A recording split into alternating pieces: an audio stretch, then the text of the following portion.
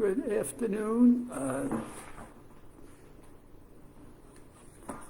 Good afternoon. I am Tony Dattino. I am the founder of the USA Memory Championship and one of the people responsible for putting on the first virtual memory championship we did on November 14th.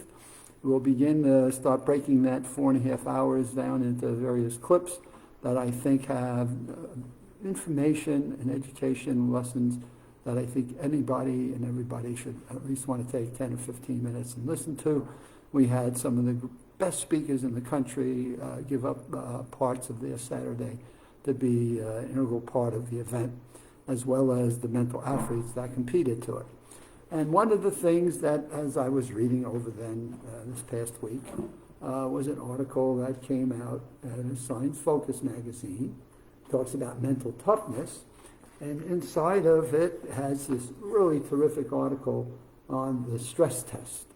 And this is one of these topics that Michael Dattino is expanding from his Maximum Memory Mastery online course, and he's developing a separate course just on the elements of brain health, of which stress is certainly one of the most important ones. And when you start to look at this and you start to realize what stress does to our bodies, we talk about stress as a feeling, so we kind of give it some abstract impact to us, and we think of it as an emotional way of having an impact on us. But what's the physiology that's actually taking place during stress, to me, is something many people are not really thoughtful of, or don't become mindful of, or be aware of, because the price we pay physically for being in a constant state of stress, which then often leads to anxiety and or depression, is not healthy. And what we're talking about now in this article, which was interesting, is something they call the heart rate variability. And the more space you have in your heart rate variability demonstrates the better you're handling stressful moments in your life, as well as moments of points of resilience. And I found this article really fascinating in the way it explained that stress is a barometer of sorts, and if we can figure out how to monitor it in some level as to what its impact is having on our heart rate and the variance within our heart rate, now we've got something that we can become more aware of. But the challenge becomes, do people really understand the impact of it? We tell ourselves that, well, this was stressful, and we sometimes just put that label on it, and we think it gives us permission to just have some emotional loosening or some emotional outburst of a sort. When we look at the stress, I'm watching some of these football games and these penalties that players have. In a moment of stress and emotion, that very often leads to their team having to deal with a major impact to the game. And you just question yourself, what are they thinking? And how do you get them to become more mindful and aware of not just the feeling of stress, but then the acting out of it?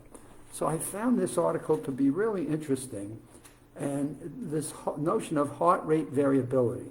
So let me just try to think about it again. We consider this to be a feeling, right? So we talk about stress as a feeling. But what are the physiological impacts of it? And so what we want to know about it is, what you want to know about it, what I'd love to share with you about it, is that it has an impact on the body's autonomic nervous system. And I have always found the autonomic nervous system to be fascinating, because in work that Dr. Joseph Ledoux did years ago at NYU University in New York City, he really talked a great deal and lectured on the autonomic nervous system and how the stress and the anger and the frustration of life experiences can lead to the autonomic nervous system depriving muscle groups of oxygen, thus creating live, real pain. And so when you go to doctors, very often they say, well, you must be under stress, and they kind of just dismiss it because they don't understand all of the intricacies of it, and maybe they haven't been taught it because we've learned so much about it in the last 10 years, but Dr. Ledoux was way ahead of himself on recognizing that by depriving, by utilizing the autonomic nervous system, that then would deprive your mass muscle groups up in your shoulders and your back of your back and your buttocks, that it would deprive those groups of oxygen and therefore exacerbate a level of pain in your own body. And I just found that fascinating in studying with Dr. Ledoux as to what he was really uncovering, that I just thought all people should be aware of and all people should be trying to deal with.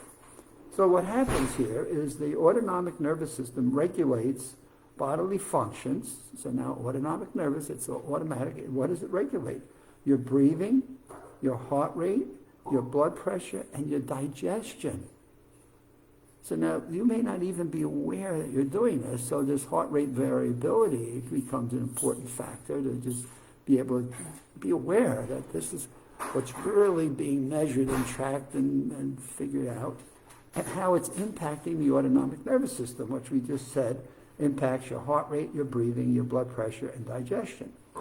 Chronic stress can cause an imbalance of your autonomic nervous system. So if you're chronically stressed and you get to the point of where you get more anxious and you're more anxiety, and even you raise that level to where you get anger and you get into what Dr. Ledoux called a rage, where you get so mad about things and you don't even realize sometimes that you are, then this has a totally negative impact on your well-being, but also creates levels of pain in your body that you can flick off and call stress-related.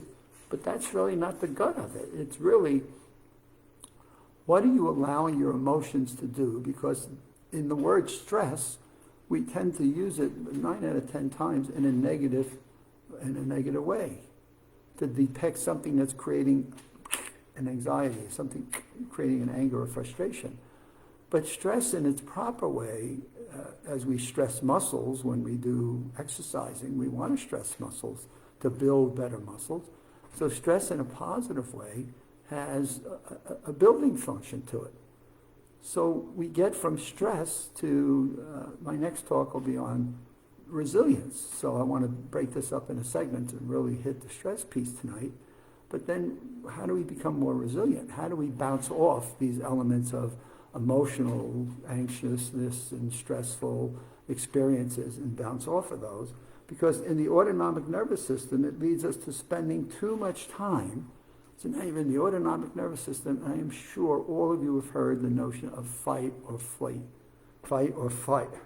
Fight or flight.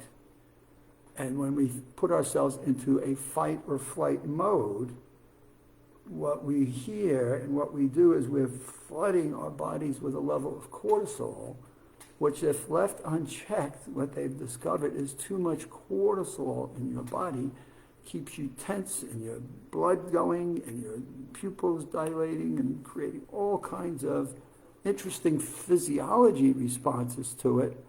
But if left unchecked and not brought back into a level of resilience and stability, as now being measured by heart rate variability, then what you've got is a body that's being poisoned with your own toxins. I would say if most people understood that, now let's go through. Autonomic nervous system, it's responding to a level of stress.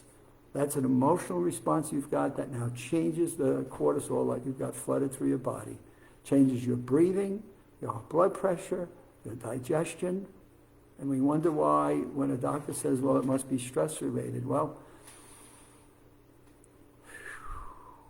are we putting so much weight on our backs and shoulders that we just are mentally in such a state where we can't find a way to see a clear pathway out?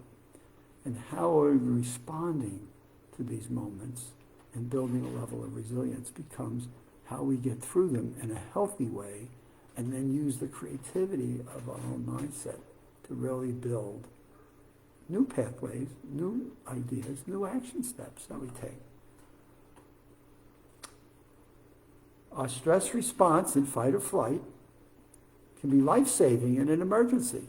It's what we use to fight or flee from enemies that are approaching us. But it is not it's not a healthy state to linger. It puts a strain on the mind and your body, so we spend too little time resting and recuperating. So if you are lingering in that state of being, what's happening is you're in that higher level of cortisol, at which point the cortisol no longer helps you to fight or flight, and doesn't give you the time to recover and recuperate, and therefore you're not in a peaceful resting state. Your heart rate variability is in the wrong cycle, and now you've got yourself in a down spiral. And so, as we've already discussed here, blood pressure, digestion, breathing, and your heart rate are all going in the wrong directions, and we know about all of those is they're not healthy and good for you. So what we've been doing is spending more time in looking at the elements of what does one need to do to maintain brain health, which also maintains good heart and body health, and one of them is all about stress. So watch for the coming work that Michael Dattino is doing. I've spent time this past week reviewing a new course that he's got, talking about brain health and the elements of what you can do, of which one of them now I've tried to explain a little bit better for you. What does stress do to us when it's not being used in a constructive way to try to build a muscle or a retort or a recovery of resilience, but it stays in a cycle of stress, anxiety, frustration, anger, depression. You get to control the switch. So my first goal for you tonight is begin to recognize the price you pay for sustaining yourself in a level of stress. Tomorrow we'll pick you up and we'll talk about resilience. And there goes my cell phone. So we'll see you tomorrow.